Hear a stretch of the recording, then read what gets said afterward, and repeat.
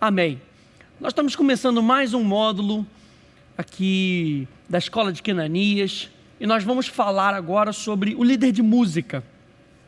Eu quero falar com você o que engloba a vida de um líder de música. Não vamos falar sobre a função em si, mas nós temos que começar desde o princípio, nas prioridades. E a prioridade é você ser.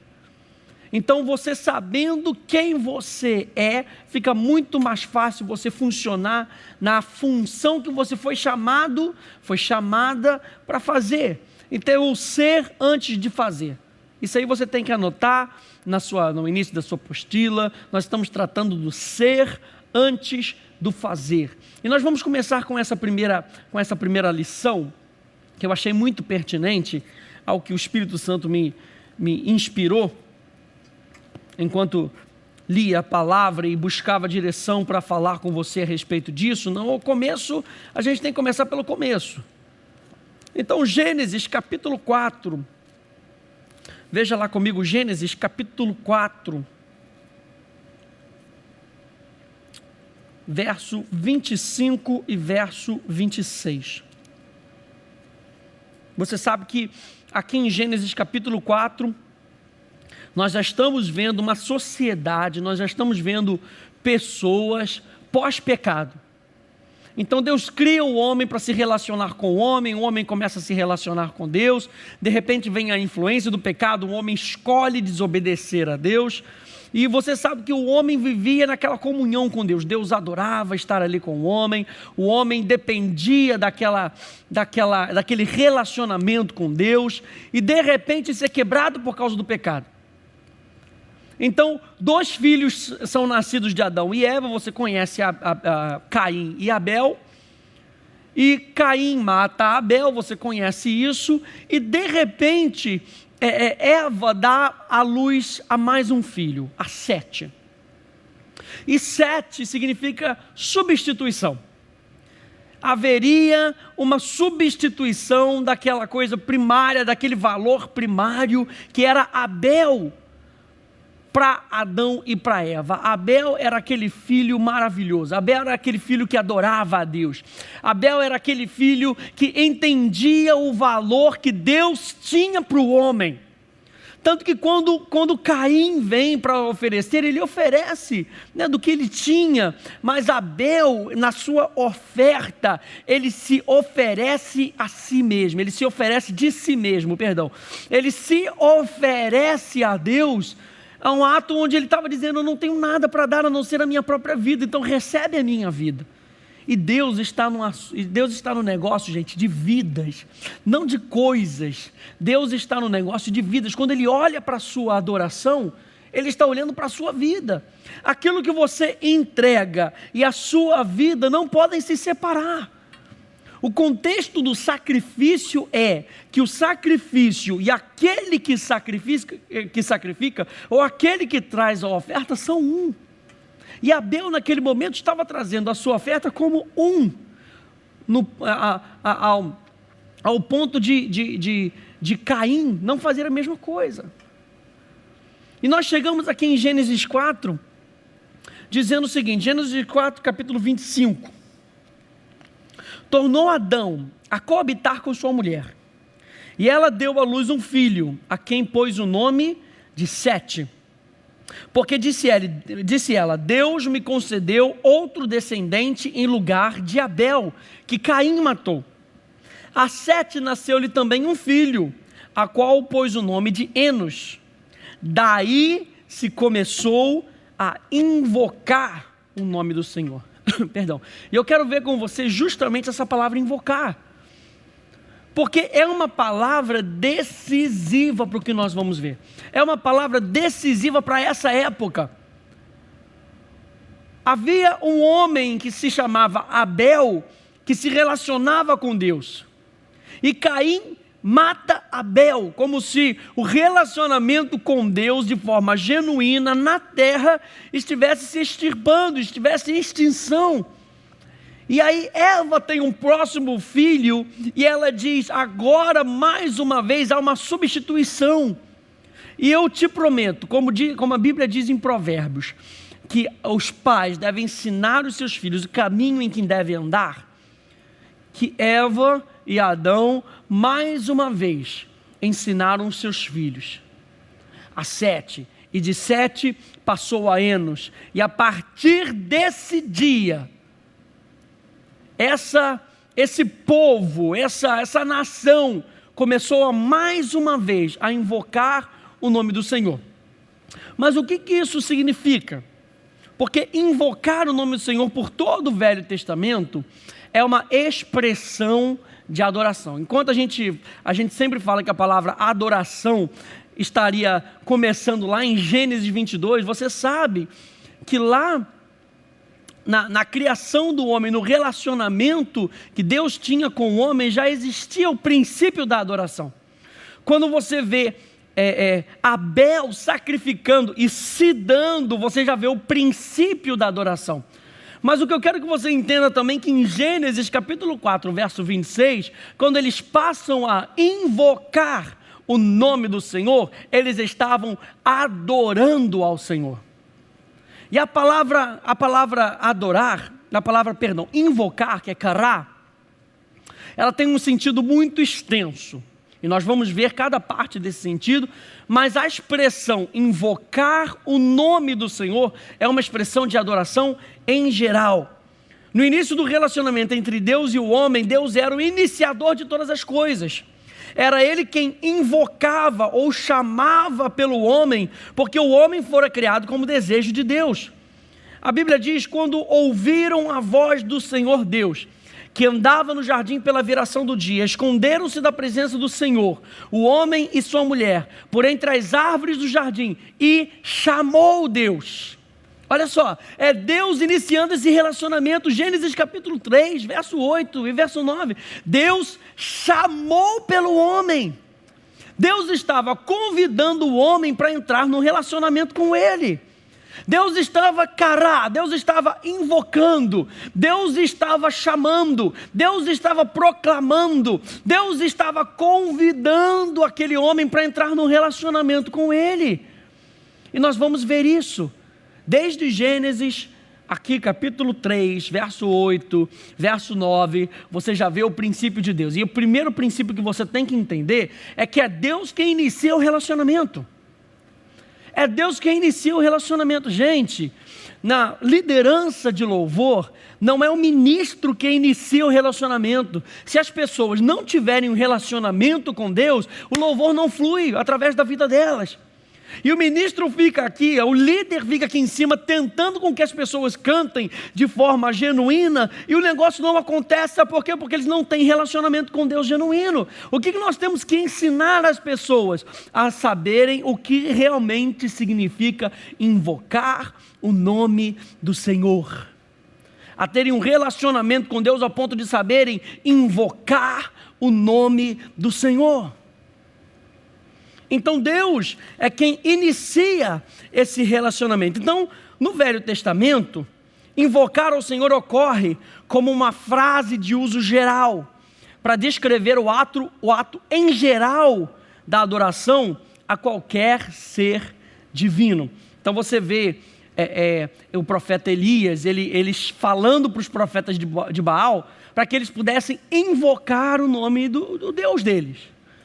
Não é? Então era uma frase geral, era um termo geral para a adoração, mas o seu sentido mais básico aponta para a devoção que alguém oferecia a Deus. Agora preste atenção, se nós vemos que quando nós invocamos a entidade divina, e eu estou colocando isso num termo genérico, porque outros povos também usavam, mas se havia essa invocação da entidade divina, e você vê em Gênesis capítulo 3 que Deus invocava, e você vê que o sentido básico é devoção, o que você entende? A primeira coisa que você entende, como nós já falamos, é que Deus, Ele quer ter um relacionamento com você, e Ele devota esse tempo, Ele devota a existência dEle para habitar com você, para se relacionar com você. E nós vamos ver que kará é justamente uma resposta para Deus. E você vai entender isso hoje. Esse era um termo geral, mas a palavra em si, que é kará, trazia muito significado. E você sabe que as palavras em hebraico, as palavras em grego, elas são comprimidas para que o nosso vocabulário possa tentar expressar o que ela passa. Porque uma palavra em hebraico, ela pode ter vários sentidos. Por exemplo, a palavra tov, que é a palavra bom, e viu Deus que era bom, significa belo, significa próspero, significa rico, significa algo agradável, é algo de vários significados. Então essa palavra, por mais que você tente usar a palavra invocar, você tem que entender o sentido, a raiz dela, para que você possa saber o que você na realidade está fazendo. Então era um termo geral, mas a palavra em si, kará, trazia muito significado. Veja só o que significava. Era o ato de saudar ao ser divino, a quem se buscava encontrar pelo nome, o que caracterizava o conhecimento daquele a quem se adorava, expondo de si mesmo como oferta, como um convite para que a outra parte fizesse o mesmo. Nisto, proclamações eram feitas com o fim de anunciar a fama daquele que era adorado. Então não era só chamar o nome, era um convite.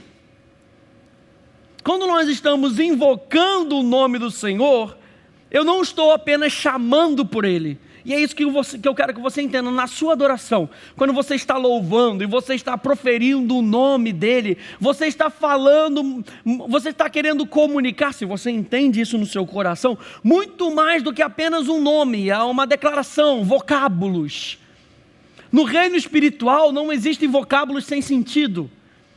No reino espiritual, tudo aquilo que nós fazemos deve estar em linha com o nosso coração.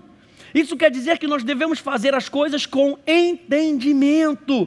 Se você está chamando por Deus, você deve entender o que isso demanda da sua vida, o que isso pede de você, e o que isso vai acarretar na sua vida e na vida das pessoas que estão ao teu redor. Porque Deus, Ele não aparece só por aparecer, para que você seja exaltado. Puxa, o rapaz orou e o fogo desceu. Deus, ele se revela com propósito. Ele se revela para que você o conheça e o revele. Quando nós estamos invocando o nome do Senhor, não é para apaziguar o nosso próprio ego, é para que eu possa me transformar cada vez mais parecido com Ele. Nós estamos invocando o nome do Senhor com um sentido, com um propósito. Então a primeira coisa que essa palavra fala, kará, invocar, é de saudar. E saudar, gente, fala de uma posição de honra, fala de uma posição de crença, fala de uma posição de obediência. A Bíblia fala que nós podemos saudar a Deus de tantas formas. Uma das formas é a reverência, é você se curvar. E você sabe isso, que no contexto oriental, isso é feito de muitas formas.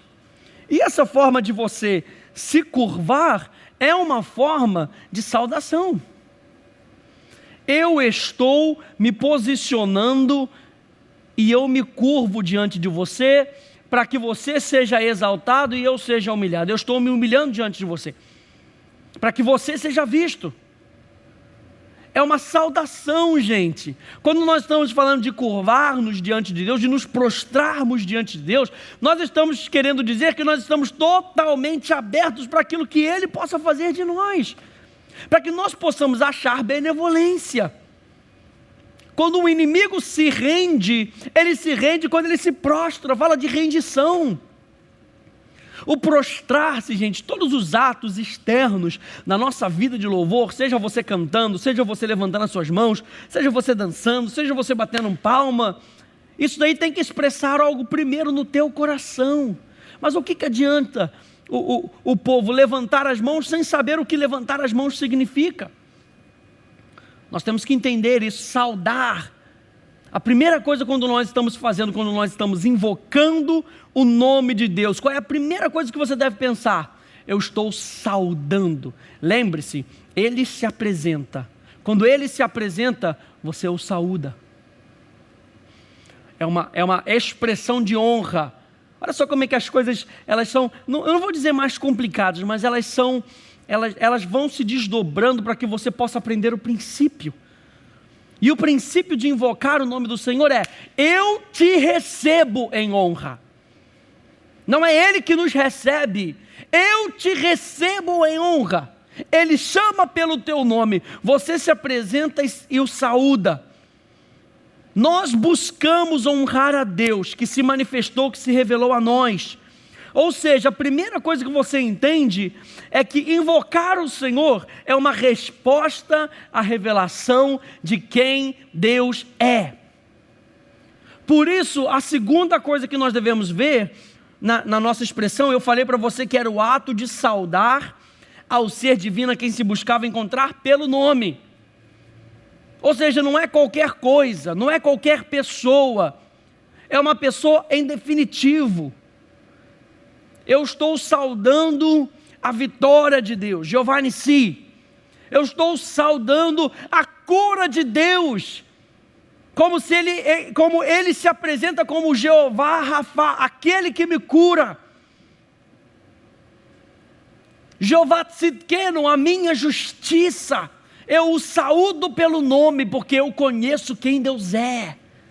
Por isso, conhecer os nomes de Deus, conhecer quem Deus é muito importante, porque Deus sempre se apresenta por um nome, porque é pessoal, gente, é pessoal. Ele não se apresenta com um sobrenome, ele se apresenta com um nome, com o primeiro nome, porque é pessoal, ele quer ter um relacionamento pessoal com você. Então, quando você o saúda pelo nome. Nome é significativo do caráter, dos atributos e da obra de Deus, da marca, da individualidade daquilo que Deus é. Portanto, a invocação, gente, é específica, a sua adoração é específica. Isso tudo vai influenciar você na hora de você liderar pessoas. E nós vamos ver mais à frente que você não lidera pessoas à presença de Deus. Porque a única pessoa que pode fazer isso é Jesus. Hebreus vai dizer isso. Mas nós vamos chegar lá. Segundo Euler, o nome é a totalidade da natureza de Deus, pelo qual ele confirma sua presença pessoal. Veja bem, ele confirma sua presença pessoal no relacionamento que ele adentrou com o homem. É a divina automanifestação, ou a totalidade do que é revelado da natureza divina, que é voltado para o homem. Deus não é Jeová Rafá para si, porque ele não precisa de cura. Deus não é Jeová Shalom, porque ele não precisa de manifestação de ordem, porque ele já vive em ordem. Essa revelação do nome de Deus é para mim e para você, para que eu possa conhecer as dimensões de quem Deus é, porque Deus, ele é infinito, ele é eterno. Eu passaria a eternidade sem conhecer 100% de Deus. E nós precisamos entrar num relacionamento com Deus, e quando Deus chama, existe uma postura daqueles que servem a Deus. E qual é essa postura? Invocar. Ele invoca o meu nome, eu invoco o seu nome numa posição, eu vou saudá-lo em honra. E através de um relacionamento pessoal, através dos nomes de Deus. E a terceira coisa, gente, que quando você está invocando o nome do Senhor, você está se expondo. Você está se expondo. Era o ato de saudar ao ser divino a quem se buscava encontrar, pelo nome, expondo de si mesmo como oferta. Quando a pessoa estava se expondo, agora lembra que Deus começa isso. Quando Deus chamou pelo homem, a mesma palavra, kará, Deus estava se expondo como oferta para esse relacionamento. Eu estou aqui para você. Deus estava falando para o homem, eu estou aqui para você.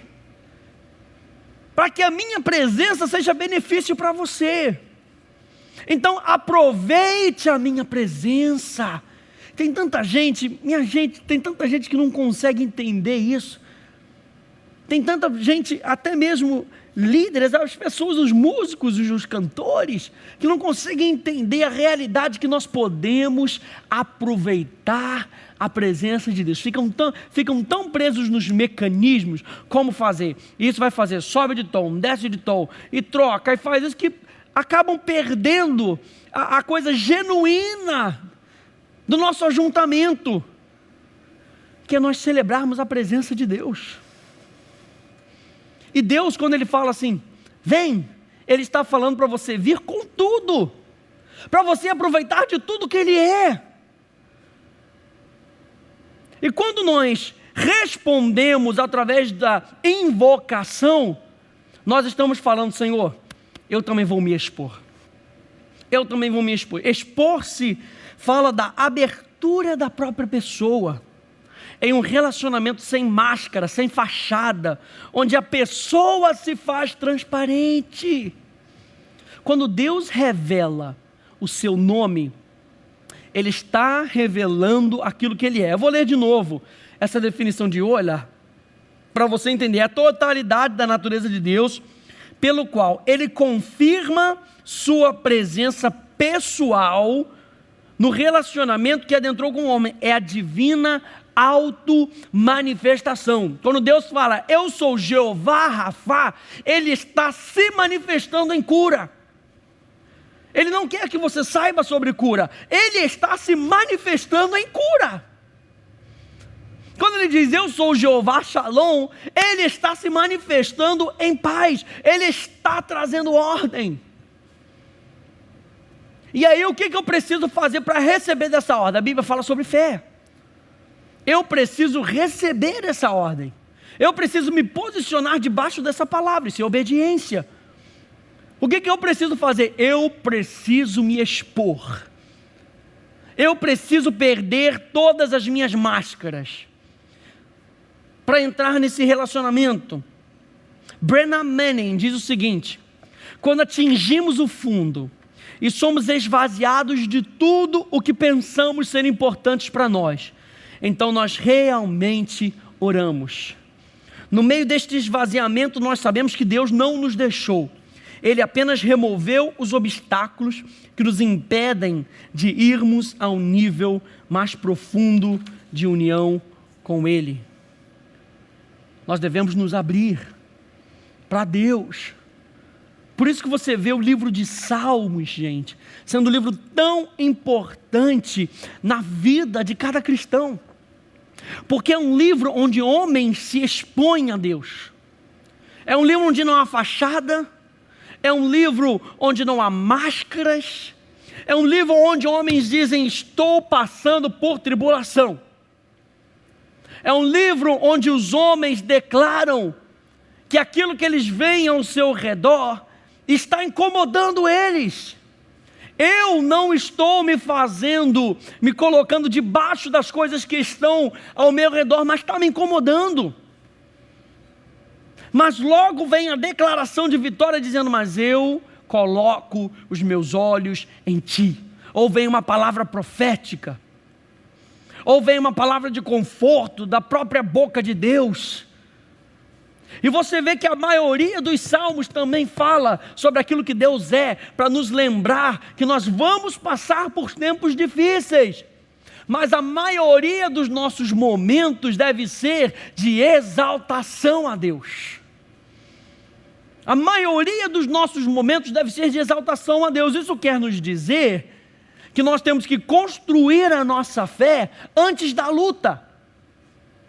Porque é quando a nossa fé está fortalecida na palavra de Deus que nós resistimos aos ataques do inimigo.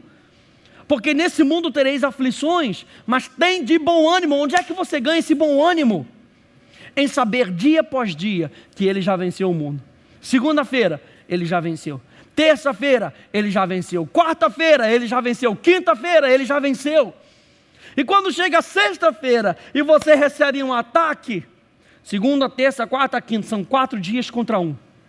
você está fortalecido. E aí você pode resistir no dia mau, para depois de haver desvencido, permanecer inabalável. Como é que eu permaneço inabalável? Eu continuo me lembrando,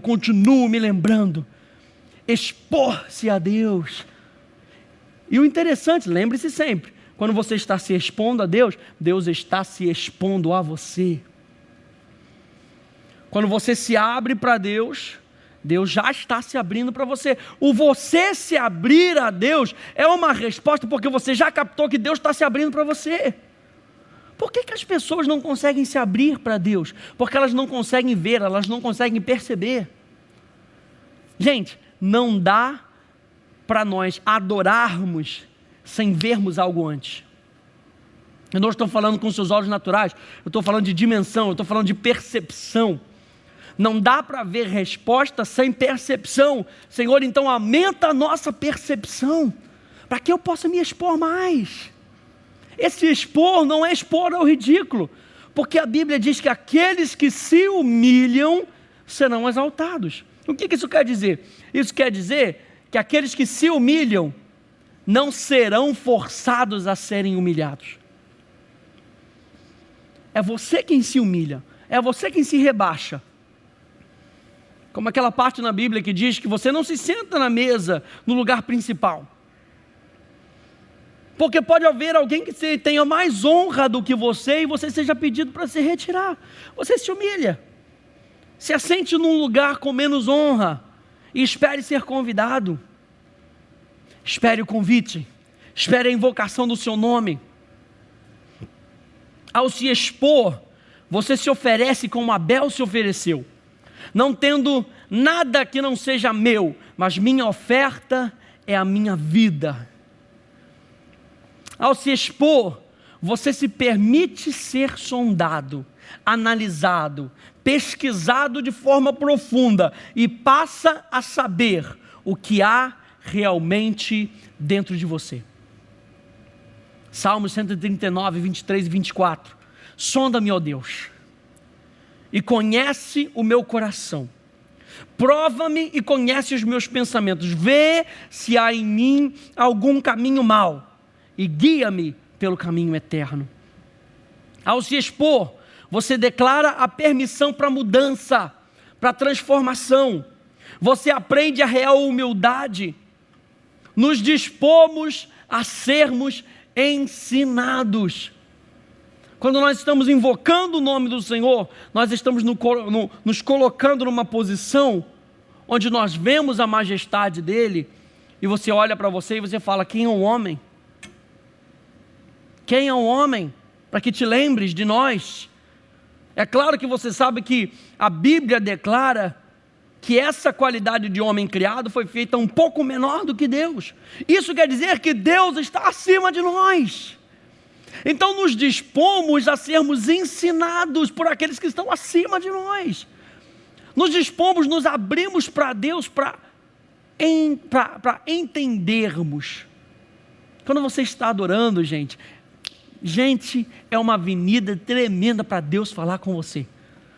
Quando você está se expondo, se você está perceptivo, veja bem, se você está perceptivo na hora do louvor, o ministro pode estar cantando, e ao mesmo tempo o Espírito Santo pode estar falando fortíssimo no teu coração. Sabe por quê? Você está se abrindo.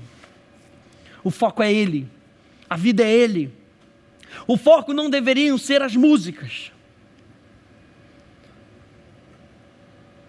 Santo Agostinho chegou ao ponto de dizer, uma célebre frase dele que diz: quando eu ouço a música cantada, e eu presto atenção mais na melodia do que na mensagem que está sendo passada, eu confesso que pequei. Porque quando nós estamos fazendo declarações juntas, quando a igreja está declarando algo, existe uma mensagem que quer ser comunicada, existem princípios, gente. Foi como eu falei do hebraico, as palavras muitas vezes elas falham em comunicar os princípios. E muitas vezes você está cantando, falando sobre a morte de Jesus na cruz, e o Espírito Santo está querendo comunicar algo para a tua vida, que vai mudar a tua percepção de todas as coisas. E nós como líderes, nós como ministros, como servos, nós estamos aqui para criar esse ambiente de liberdade. Nós estamos aqui para influenciar pessoas a serem livres na hora da adoração. E nós temos que aprender a nós mesmos, a invocarmos o nome do Senhor. Ao se expor, você aprende que Deus cuida do processo. E que há coisas que sem Ele nós não podemos fazer nada. João 15,5, eu sou a videira, vós os ramos. Quem permanece em mim e eu nele, esse dá muito fruto, porque sem mim nada podeis fazer. E você sabe que essa exposição é um convite, nós falamos disso, essa exposição é um convite para Deus governar sobre a sua vida. Se nós estamos falando sobre exposição, se nós estamos falando onde nós nos colocamos debaixo, essa exposição é um convite para Deus. É você saindo do trono do seu coração e deixando Deus tomar o lugar de prioridade. O final disso tudo é um anúncio, uma proclamação daquilo que Deus faz na tua vida. É por isso que nós cantamos. Gente, o cantar é o final da história. O cantar é justamente o final da história. É um anúncio de tudo aquilo que você já passou. De você saudar com seu coração, de você saudar o nome dEle, de você se expor para Ele. E tudo isso é um convite para um relacionamento, tudo isso é um convite para uma dança. No final dessa história há um anúncio, há uma proclamação, que se dá mediante ao fato de podermos nos relacionar com Deus e, portanto, do desejo de fazermos o que experimentamos de Deus conhecido. E é isso que gera fama para Deus, glória, reputação. No meio dos louvores, e louvor é elogio, e nós usamos a música como instrumento, como ferramenta. A música não é o ponto final, a música é um instrumento para a glória de Deus. E a música tem todo um poder, tem todo um mecanismo. Em outras unidades nós vamos ver isso, ou aqui na escola de Kenanias, ou na escola de Asaf. O poder da música, o porquê nós cantamos, nós temos que também saber disso. 1 Pedro 2,9, vós sois raça eleita, sacerdócio real, nação santa, povo de propriedade exclusiva de Deus, a fim de, vocês foram chamados. Se você foi chamado, há de haver uma resposta da tua parte. Se você foi invocado, você tem que invocar. O final dessa história é, a fim de proclamardes as virtudes daquele que vos chamou das trevas para a sua maravilhosa luz. Todos nós temos um chamado evangelístico dentro de nós. Ah, mas eu não sou evangelista. Mas você foi chamado para proclamar. Você foi chamado para anunciar as virtudes daquele que nos chamou das trevas para a sua maravilhosa luz. E voltando para o Velho Testamento nos mostra várias formas como as pessoas invocavam o nome do Senhor. Eles invocavam a Deus com sacrifícios, eles invocavam a Deus em oração, eles invocavam a Deus com cânticos. Por isso eu quero dizer para você que a música é apenas uma das ferramentas. Mas quando alguém lê a frase invocar o nome do Senhor, ele está simplesmente sendo informado que aquela pessoa está se aproximando de Deus em adoração. Como?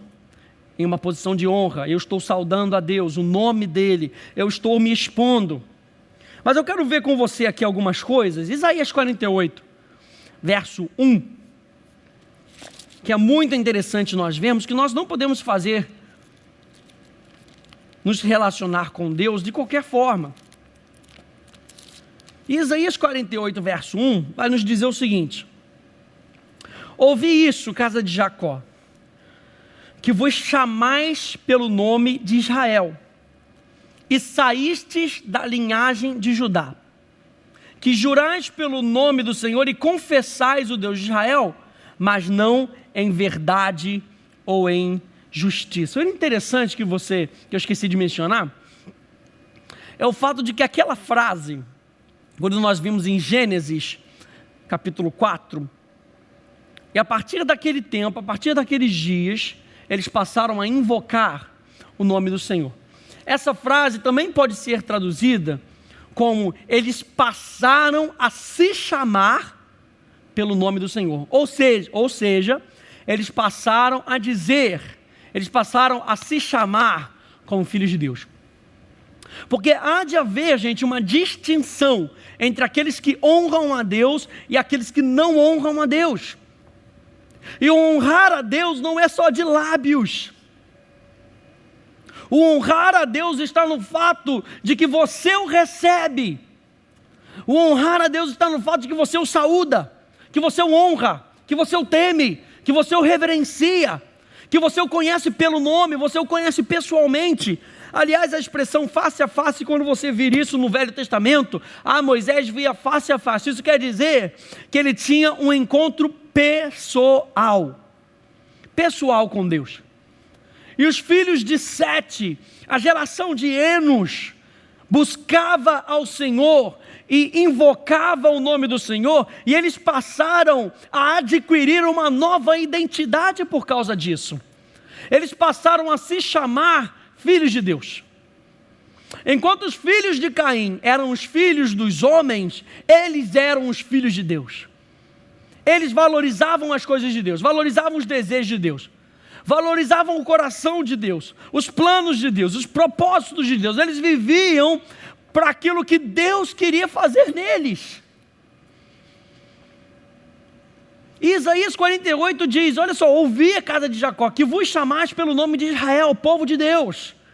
Vocês que dizem que são minha propriedade, vocês que levam a minha marca, que jurais pelo nome do Senhor e confessais o Deus de Israel, mas não em verdade e em justiça. O povo batia no peito que era filho de Deus, mas não era verdade. Nem faziam isso em retidão, ou seja, eles não viviam pela verdade, eles não viviam em retidão. Invocar o nome do Senhor não deveria ser feito de qualquer modo, mas de acordo com a verdade. Não de acordo com preceitos humanos, mas de acordo com a verdade. Como é que Deus espera que você se relacione com Ele? Como é que Deus espera que você o saúde? Como é que Deus espera que você o honre? Como é que Deus espera que você o tema, que você o reverencie? Como é que Deus espera isso? Aliás, o foco da nossa adoração é Deus. O foco de toda a nossa vida de adoração é Deus. Por isso que a adoração ela é tão importante na nossa vida. Porque a adoração, ela tira o foco de nós mesmos. O louvor, apesar de você cantar algo que você lembra que você é por causa de Cristo. Que você é por causa de Cristo, que você tem por causa de Cristo, aquilo que você pode por causa de Cristo. O foco é sempre Ele, gente. Por isso a adoração é tão importante na nossa vida. E é aí que Ele aparece. É aí que Ele se manifesta. Por quê? Porque não há barreiras. O homem foi tirado do seu trono, existe um trono levantado em louvor a Ele. Ele não vai sentar num trono que tem o teu nome escrito nele. Deus não vai se sentar num trono que tem o nome da sua família escrita nele. Deus não vai assentar num trono que tem o nome do seu emprego escrito nele. Ele quer que o trono seja levantado, seja para Ele, para que Ele possa se sentar. Mas não em verdade e em justiça.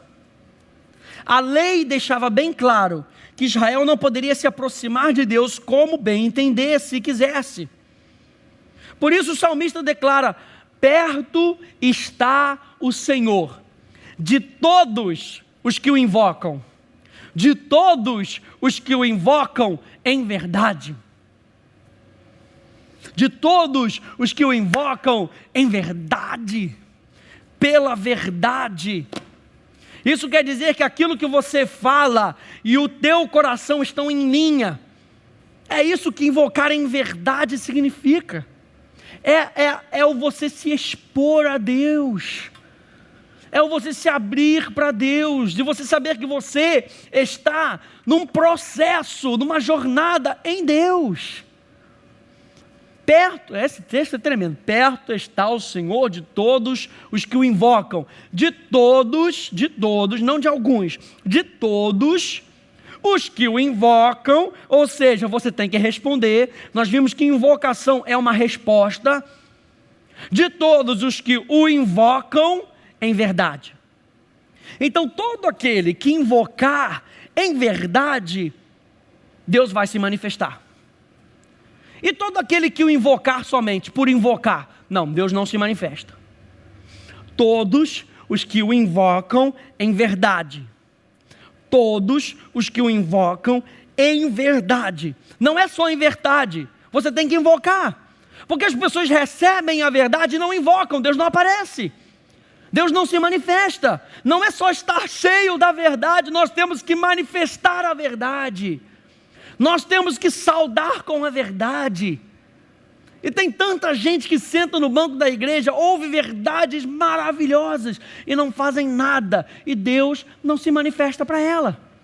Você sabe quando é que a cura vai se manifestar na tua vida? Quando você começar a invocar em verdade.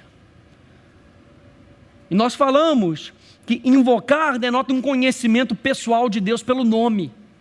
Quando você começar a chamar Deus pelo nome e começar a interagir com Ele, como se Ele na realidade fosse a tua própria saúde, e adquirir sobre a tua própria vida essa saúde, porque eles passaram, em Gênesis capítulo 4, a invocar o nome do Senhor, eles passaram a adquirir uma nova identidade. Invocar o nome do Senhor é uma nova identidade. É a sua identidade. Você é aquilo que Deus é, porque aquele que se une ao Senhor é um só espírito com Ele. É claro, calma, você não é o Deus transcendente, você não é o Deus soberano, mas você tem a mesma natureza. Deus te criou como um ser criativo, com o mesmo poder criativo. Aquilo que você fala, aquela semente que você joga, acontece, porque você tem o mesmo poder criativo de Deus. Você é um ser da mesma classe de Deus. Veja lá Joel, capítulo 2, verso 26 a 32. Diz assim: comereis abundantemente, e vos fartareis, e louvareis o nome do Senhor vosso Deus. Está falando de uma reação por algo que você recebeu, que se ouve maravilhosamente convosco, ou seja, que está com você. E o meu povo jamais será envergonhado. Olha só que posição maravilhosa. Sabereis que estou no meio de Israel, e que eu sou o Senhor vosso Deus, e não há outro, e o meu povo jamais será envergonhado. E acontecerá depois, que derramarei o meu espírito sobre toda a carne. Vossos filhos e vossas filhas profetizarão, vossos velhos sonharão, vossos jovens terão visões, até sobre os servos e sobre as servas derramarei o meu espírito naqueles dias, mostrarei prodígios no céu e na terra, sangue, fogo e colunas de fumaça, o sol se converterá em trevas e a lua em sangue, antes que venha o grande e terrível dia do Senhor. E acontecerá que todo aquele... Lembra de Salmos, capítulo 145, verso 18, perto está o Senhor de todos que o invocam, de todos que o invocam em verdade.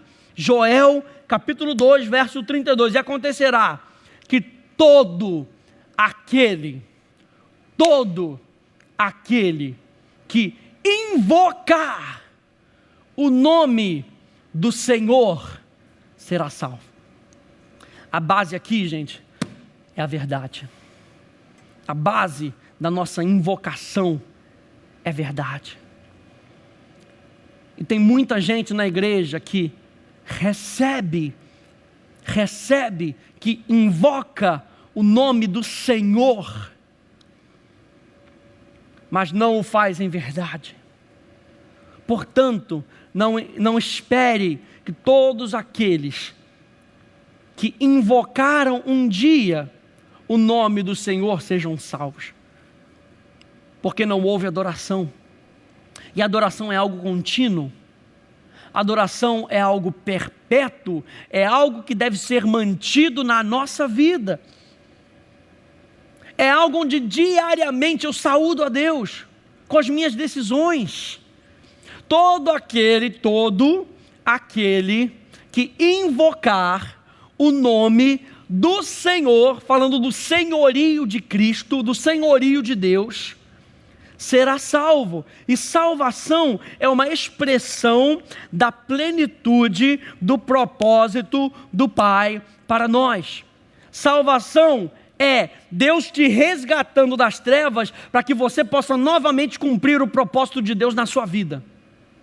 E você só pode fazer isso quando você se vira de você mesmo para Deus.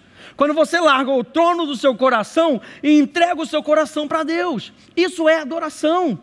Você está se expondo a Deus. Você acabou de saber que Deus é aquele que salva. Que Deus é aquele que te liberta das tuas misérias. Que Deus é aquele que te liberta da morte eterna. Isso quer dizer que você vai adentrar num relacionamento onde há vida. Não é algo morto.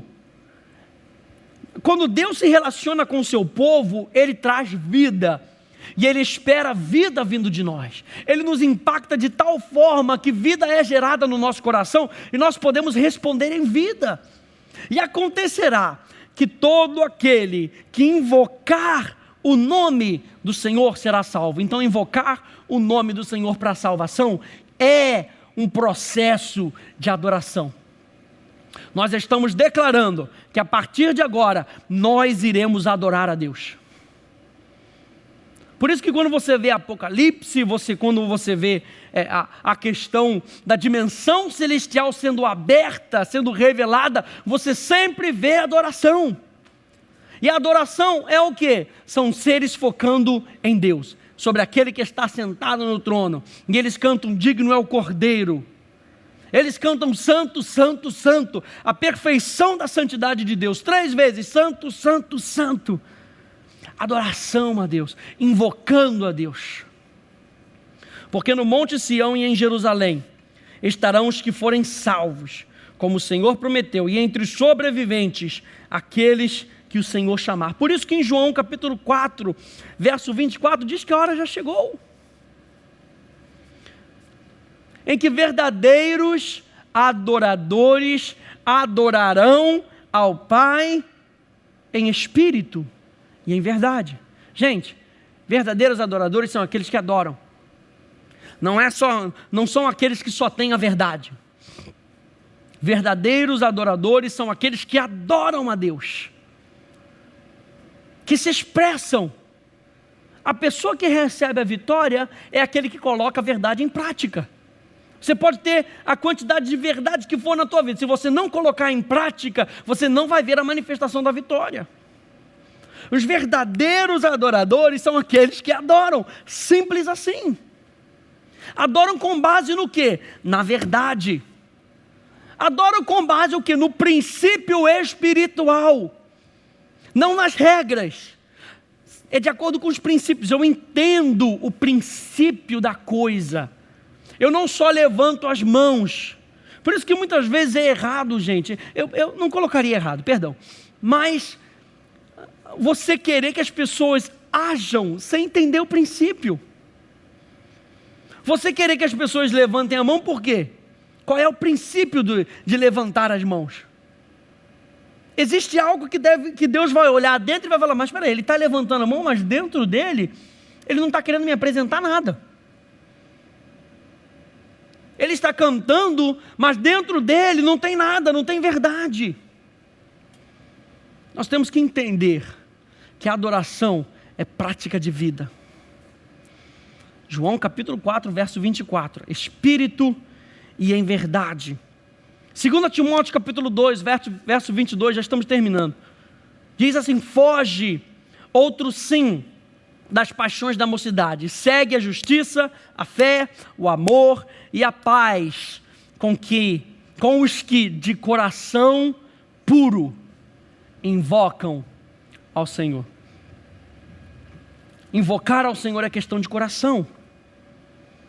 E quando nós estamos nos expondo a Deus, Deus está sondando o nosso coração, porque nós estamos nos expondo. Isso nos ensina que os que invocam, adoram ao Senhor, o fazem em verdade, como resposta à fé gerada no coração, que resulta em salvação, em sozo, em algo que é completo. Quando eu estou adorando a Deus e eu invoco o nome de Deus, naquele momento, a dimensão parece que se torna completa. Quando eu vivo em adoração, a minha vida é uma vida completa. Você não precisa receber a Jesus novamente como Senhor. Você não precisa invocar o nome do Senhor de novo para ser salvo. Você, a partir daquele momento, você vive uma vida de adoração. E como é que acontece isso? Na declaração pública da sua morte para o mundo e da vida para Deus. Até o batismo é uma declaração. Lembra que nós falamos a fim de proclamar. Então, quando nós estamos falando sobre o processo de salvação, nós estamos falando também do batismo nas águas. Eu estou proclamando para o mundo que Jesus me salvou, que eu estou morto para o sistema do mundo e que a partir de hoje eu estou vivo para Deus. Depois você lê em casa, Romanos capítulo 6, verso 1 até 18. Vamos terminar com isso. Como líderes de música, precisamos entender que ajudamos pessoas a invocar, a cará o nome do Senhor a quem se busca encontrar. Pelo nome, o que caracteriza o conhecimento daquele a quem se adora, expondo de si mesmo como oferta, como um convite para que a outra parte faça o mesmo. Nisto, proclamações são feitas com o fim de anunciar a fama daquele que é adorado. Então entenda que nós estamos aqui, nós estamos adorando a Deus, nós estamos invocando o seu nome, e que você deve conhecer esse princípio. Quando você conhece esse princípio e você está aqui em cima, você serve de exemplo. Você serve de exemplo para outras pessoas invocarem o nome de Deus também. Amém? Que Deus te abençoe e nos vemos na próxima aula.